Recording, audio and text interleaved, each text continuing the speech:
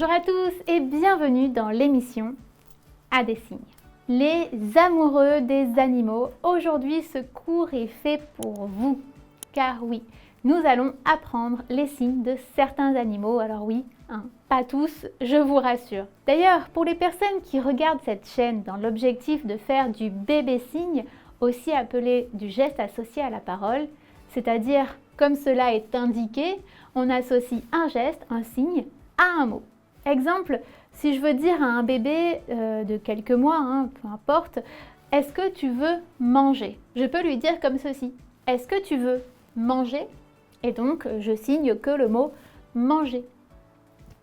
Le cours précédent, qui était sur tout ce qui est l'alimentaire et les boissons, peut également être utile pour faire du bébé signe. D'autant qu'avec celui-ci, vous allez pouvoir faire des comptines, et donc des comptines en bébé signe. Un conseil, suivez bien cette vidéo et la prochaine car vous n'êtes pas à l'abri d'une petite comptine.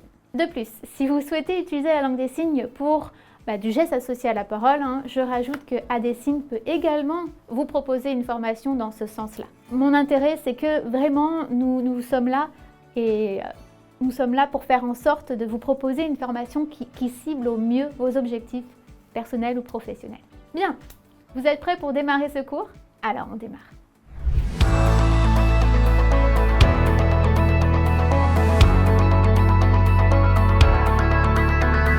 Maintenant, on va donc voir le vocabulaire des animaux.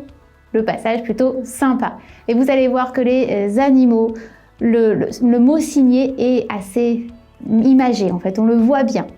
Alors, le vocabulaire des animaux. Animaux, vous avez la configuration de votre main, les doigts bien collés au-dessus de la tête et on tourne. On ne tape pas parce que si on tape, rappelez-vous, on dit le grenier. Voilà, le grenier, on tape la tête. Là, on veut dire animaux. Animaux. On a la main qui tourne. Alors, en premier, on va voir le chien. Le chien, je vous l'accorde, c'est celui qui est le moins visuel des tous. Vu qu'on ne peut pas sortir du cadre et aller derrière pour montrer la queue, on fait donc la queue ici, au niveau de notre sternum.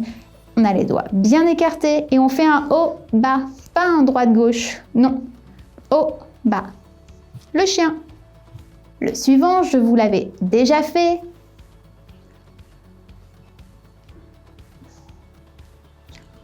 Le chat ou bien chat. Les deux se font.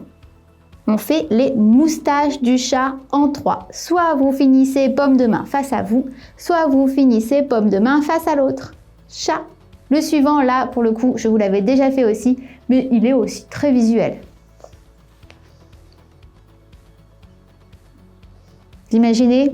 Ici, on a le début de la toile de l'araignée qui descend de sa toile. Donc, on fait bien bouger toutes ces petites pattes avec nos 5 doigts. On se dirige vers le sol, donc la paume main de notre main active est face au sol, notre main passive est en oui. Et hop, on s'amuse à bouger les doigts vers le bas. Plutôt assez visuel. Le suivant. Le serpent. Ici, je fais sa langue avec la configuration de ma main en V. Paume de main face au sol, je suis au niveau de mes lèvres et en fait, je fais ma langue et j'avance. Le serpent. Suivant. Le cheval. Cheval. Ici, je fais la configuration de mes deux mains en V que je pose au niveau de mes tempes. Et en fait, je fais les oreilles du cheval. Et je les tourne comme ceci en partant de l'extérieur. En fait, ça fait un petit peu référence au fait que les chevaux bougent leurs oreilles parce que il y a les mouches qui viennent les embêter. Donc, cheval.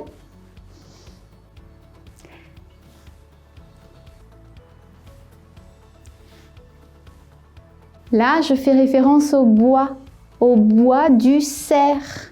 J'ai les doigts bien écartés, je pose mes pouces sur les tempes et j'étire sur le côté. Cerf, c'est aussi d'ailleurs comme ça que l'on dit la ville de Rennes. Le suivant, je vous l'avais déjà dit parce qu'on dit TGV comme ceci et que l'on dit aussi le loup. Le prochain, c'est celui qui est plus petit que le loup. Couleur orange. Renard. Le renard. Ici, j'ai la configuration de mes doigts. Donc en 3, je pose sur mon nez et j'étire. Je lui fais son petit nez. Renard. Renard. Le prochain. Bon, je ne le fais pas très bien, mais j'espère que vous avez compris que je parlais du lion. Je fais sa crinière. Le lion, on fait tout simplement la crinière. Donc on part de là, on fait une belle boule et on étire sur le côté. Le lion. Prochain.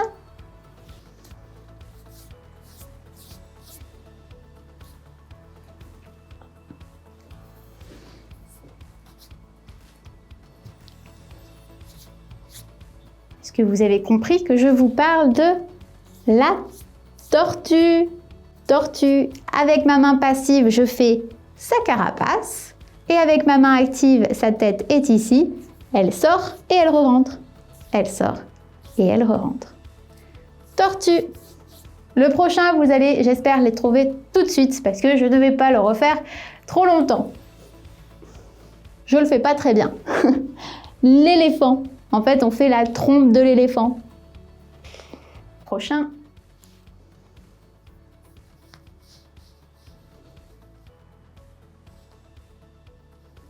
L'escargot. L'escargot. Et je peux même faire l'escargot qui sort, on va dire, hop, de sa coquille. Hop, je regarde. Oh non, je préfère rester à l'intérieur de ma coquille. L'escargot, vous pouvez vous amuser. Ici, vous faites le sol avec votre bras passif en angle droit. Votre main active, ici, vous ramenez votre annulaire et votre majeur à votre pouce. C'est tout. L'index et le petit doigt sont debout. Vous le posez ici et hop, vous bougez et vous dirigez vers votre coude. L'escargot. Le suivant. Alors ça peut être quoi? C'est vrai que ça peut ressembler au kiwi. Mais non, c'est bien l'hérisson.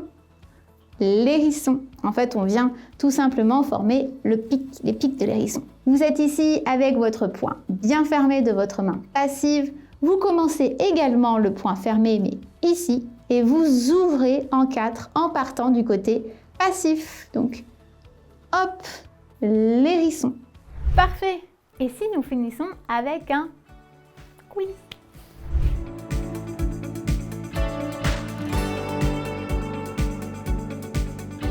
Quiz numéro 1. Va vous être présenté une phrase en français. À vous de la traduire en langue des signes.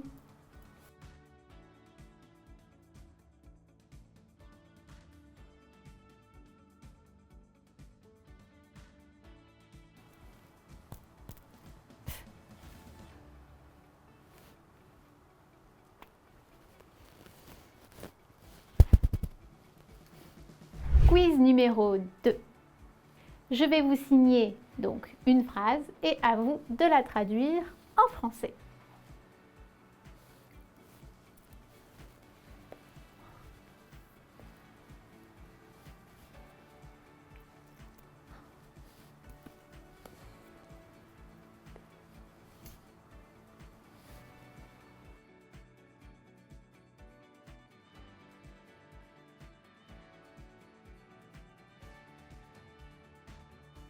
Voilà, j'espère que vous avez eu juste sur ces 2 petits quiz.